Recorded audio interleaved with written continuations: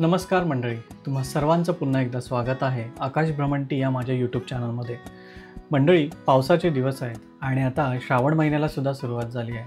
सुट्टीनिमित्त मी थोडा बाहेर फिरण्याचा बेत आखला आणि आज मी पोहोचलो आहे गाडेश्वर येथे.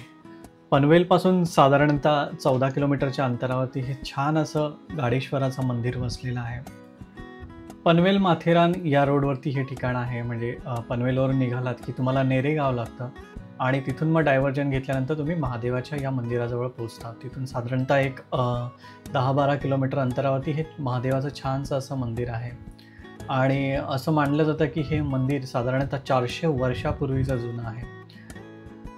मंदिर सकाळी 6 ते 1 आणि संध्याकाळी 4 ते 9:30 या दरम्यान उघडं असतं.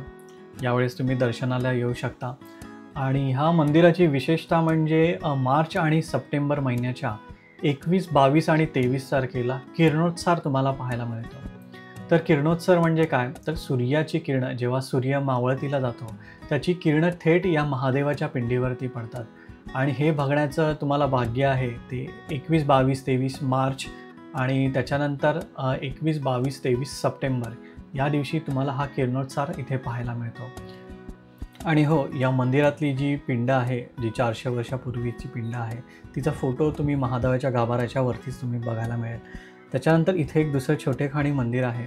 तिथेसुद्धा महादेवाची पिंड आहे आणि तिथून तुम्ही वर आलात की एक रस्ता नदीकडे जातो आणि त्या रस्त्याच्या बाजूलाच म्हणजे नदीच्या काठालाच आणखी एक छोटीशी महादेवाची पिंड आहे. तिथेसुद्धा अभिषेक वगैरे केला जातो आणि तिथे छान अशी शेड आहे आणि बाजूने नदी प्रवाहित आहे. पाऊस असल्यामुळे नदीला खूप मोठ्या प्रमाणात पाणी आहे. कधी तुम्हाला जर एखादा निवांत क्षण इथे घालवायचा असेल तर तुम्ही या नदीकाठाला येऊन छानपैकी पाण्यामध्ये पाय ठेवून तुम्ही मनसोक्त ह्या पाण्याचा आणि नदीचा आनंद घेऊ शकता. तर हे तुम्ही पाहताय हेच ते महादेवाचं मंदिर आहे. म्हणजे छोटीशी पिंड आहे कातळावरती आणि हे पाणी असं अखंडित चालू आहे. इथून झऱ्यातून येणारं हे पाणी आहे. तसंच पुढे गेलात की त्याच रस्त्यावरती दोधाणी हे गाव आहे आणि हे गाव गाडेश्वरचं जे धरण आहे त्याच्या बॅकवॉटरला हे बसलेलं छोटंसं गाव आहे.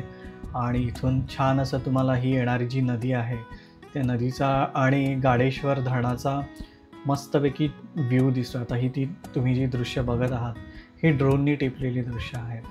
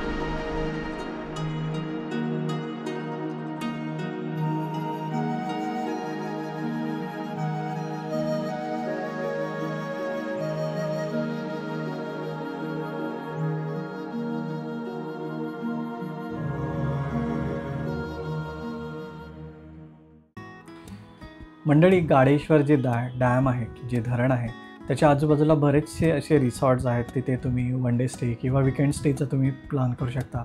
आता तुम्ही मागे दृश्य बघितलीच असतील, एक 2-3 रिसॉर्ट्स आहेत त्यांचं छान मी असा टॉप व्ह्यू घेतला आहे. आणि आम्ही इथे दुधाणे गावाजवळ एक छोटीशी टपरी आहे पुलाच्या अलीकडेच, तर तिथे आम्ही थोडासा नाश्ता केला.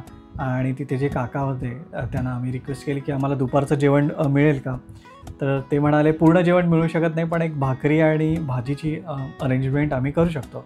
तर भाकऱ्या त्यांनी रेडीमेड आणल्या म्हणजे बनवलेल्या, आणि भाजी त्या काकूनी छानपैकी, हे जे छोटंसं घर आहे त्या घरामध्येच त्यांचं छोटंसं असं चुलीचं हे आहे, किचन आहे, आणि त्याच्यावर त्यांनी ती भाजी बनवली. आणि छानपैकी आम्ही तिथे जेवलो दुपारचं. थोडेसं तिथे त्या झोपडीतच, म्हणजे ते जे घर आहे तिथे थोडा विश्राम केला. आणि संध्याकाळी आम्ही आमच्या परतीच्या प्रवासाला लागलो होतो. एकंदरीत 1 डे असा पिकनिक प्लॅन आम्ही इथे केला.